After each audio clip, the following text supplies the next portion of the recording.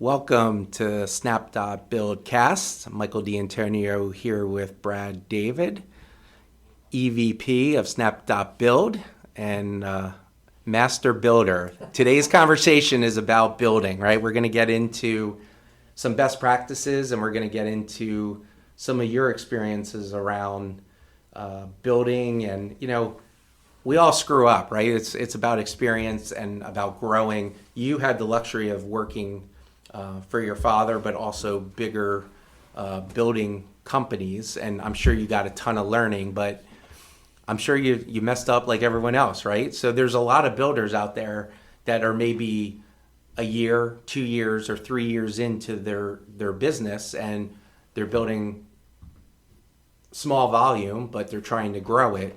Sure. Is there any kind of basic best practices out there or things that you've learned over the years that you wish you could have done different? Well, in this industry, that's certainly a loaded question. That's one of the things that's attractive about the industry and the business, and whether it's whatever scale you decide that you want to kind of go after and attack. You're constantly evolving, constantly learning. The materials that we use are constantly changing. The technology that drives a lot of the processes is changing, and that to me is exciting. It gives you the opportunity to continue to learn, and if you have a curious mind, it's just a great place to kind of deploy it, so to speak. It's funny, when I got out of college and went to Dad and my uncles and said, "Hey, I'm ready to go to work," they said, "Well, you don't have a job here. You need to go somewhere else and learn it." Yeah. And that was a little bit of a shock to the system, but that's what I did. I went to work for the largest home builder in the country, and they had a great management kind of training program. And what I didn't realize at the time was my dad and my uncles were telling me, "Hey, go make mistakes with somebody else's money. Exactly. Go figure it out with somebody else's money." It wasn't in your best. It was in their best interest. It was in their best interest, not necessarily mine. And it was, for my sort of career trajectory, for lack of a better way to say it, it couldn't have been any better. I was a superintendent, and the interesting thing was you really learned the business backwards, from the end to the beginning of construction. And what I mean by that is your first responsibility as a superintendent in a big company like that, typically they put you on warranty work. Mm-hmm. And what you're doing is fixing and handling problems. If something was wrong during the construction of a home, you end up having to fix it during that warranty period. What that ultimately is doing is it's teaching you the mistakes not to make. Why do you always have this same leak in a lot of houses? Right. Well, it's because of the way that you approach putting that plumbing stag in, and not necessarily putting up the right barriers to it and all those kind of things. And so it was a great way to learn it. So you were seeing the problems first. Yeah, absolutely. Yeah. Absolutely. And I did not enjoy it. I will be perfectly honest with you. When people call you and they're angry about something in their house that's going wrong, right, it's not a great thing. Now it's a good feeling when you go help them fix it. And you take that knowledge and try to apply it to, okay, I see what happens if I do these things incorrectly throughout the process, so let's just do them right the first time and you won't have those issues. Well, that and for people that are using residential builders, right, a lot of from the consumer side or the end user side, right, it's the probably a lot of the frustration is cutting corners, right? Sure. Like there's a lot of the connotation that builders are cutting corners, right? Yeah. And my understanding is that is probably a gray area between what a end user or homeowner thinks is cutting corners compared to what a builder understands as a best practice or trying to get things done effectively and efficiently.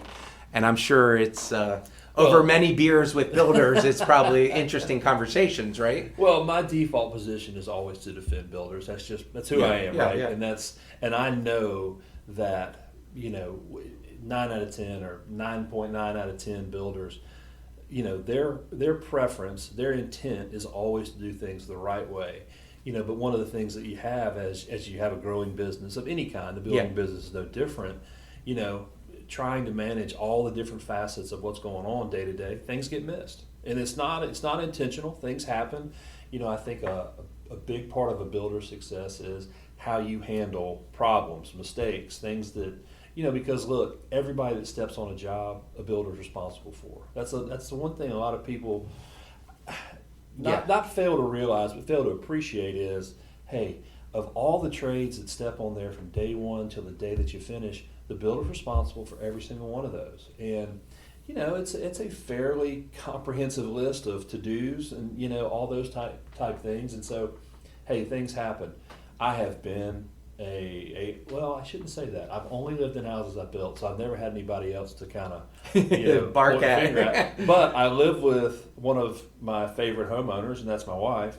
And she lets me know, well, if you'd have done this a certain way, we wouldn't be having this issue. And most of the time, she's right. So, right. Yeah, right. Absolutely. Well, it's also from a homeowner perspective, it's also subjective, right? Sure. I mean, it's we talked about this, the last podcast. Like, it's a creative process where, at the end of the day, someone can say, I thought it was going to look like this, and it looks like that, or it feels like this, and it feels all right. So it's a man-made, product with natural materials for the most part, and so good builders do a good job of educating their clients and their purchasers on those things, and there's always a little bit of a push and pull there. I mean, look, a home is the largest investment typically that a person will make at one time, and builders have to remember that, and you have to appreciate the fact that, hey, this person is buying a $250,000, $450,000, whatever it is.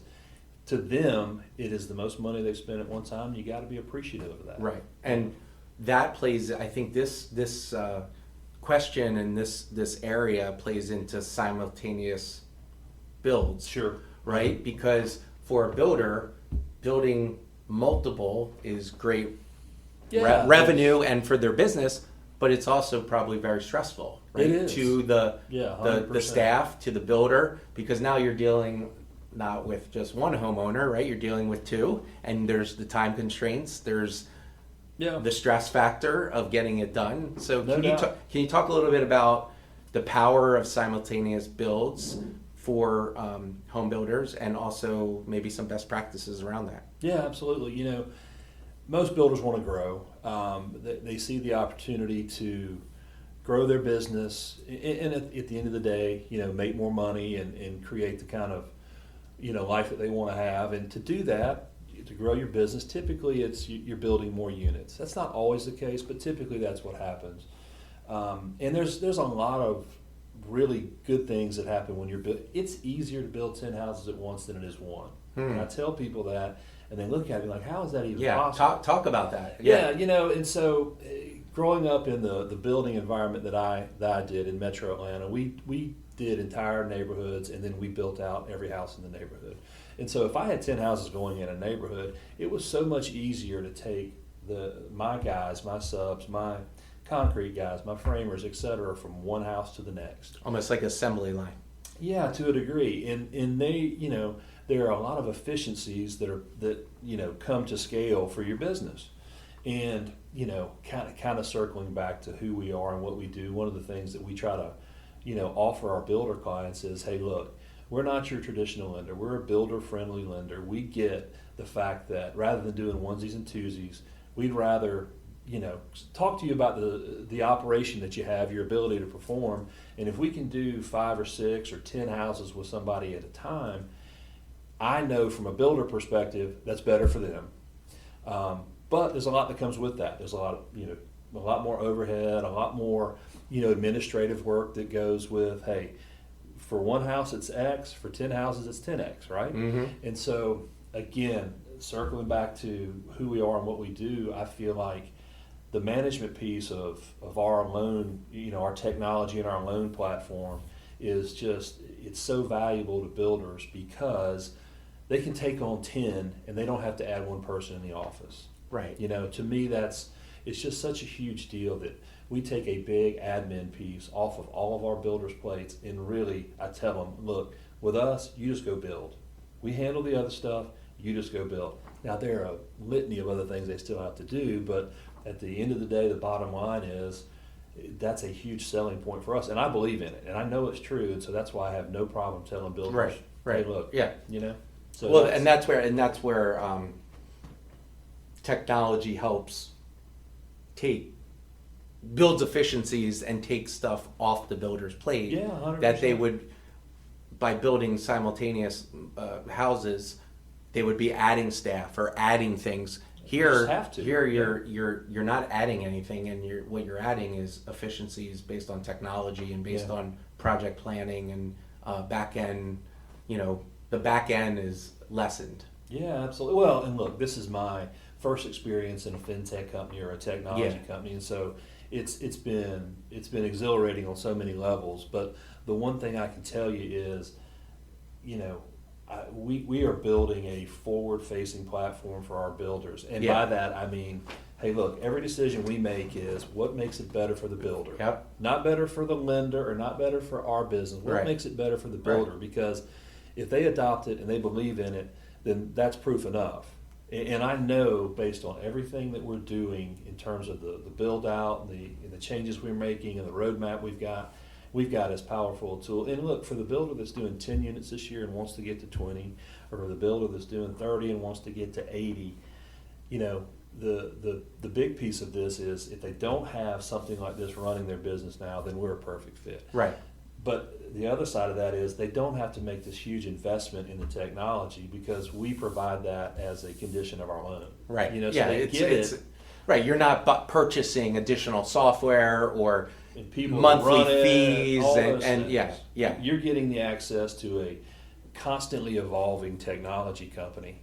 Yeah. And look, all that sounds great, right? But at the end of the day, we got to perform. And the thing that we feel like we do better than anybody in the industry is, we pay for our builders faster than anybody else in the industry. And to me, that's a needle mover for a builder. Right. If he knows I can build and go as fast as I want, faster is not always better, but paying people faster is. Right. And there's an example that you talked to me about where there was a builder, he started with 2 houses. Or probably a handful. Let's just call it a handful. Yeah. And that was 3 years ago. 3 years ago, yeah. And so this is a guy that I saw a lot of potential in, believed in, and real estate background, more on the sales side, really wanted to build, and started to accumulate a nice lot position. And then he was like, hey, I need some funding so I can go build these houses. And we started with him with, I want to say it was 8 houses. And once he saw the power of our platform, the ability for us to, hey, he had lots, we had capital, all he had to do was go build. He didn't have to build an enormous staff to support this particular aspect of the business. And he just really we gave him all the runway he needed, and he used it. And I think this year he'll close north of 250 units, and that's over a 3.5-year period.